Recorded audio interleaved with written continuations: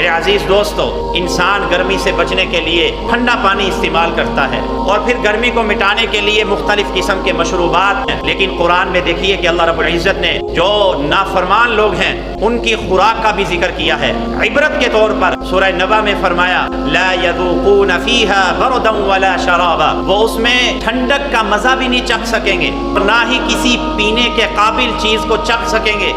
الا حمیما وغساقا، مگر حمیم کھولتا ہوا پانی، اتنا کھولتا ہوا پانی کہ منہ کے قریب کرنے سے چہرے کا گوشت جل جائے گا، اور جب اس کو پیے گا تو آنتیں اس کی ٹکڑے ٹکڑے ہو کر نچلے راستے سے نکل جائیں گی۔ غساقا، اور پینے کے لیے اہل دوزخ کا لہو اور پیپ ہوگا۔ ایک حدیث میں اللہ کے نبی نے فرمایا کہ اگر غساق کا ایک ڈول دنیا والوں پر پھینک دیا جائے، اس کی تپش اور سختی کی وجہ سے تمام دنیا والے جل کر خاکستر ہو کر رہ جائیں۔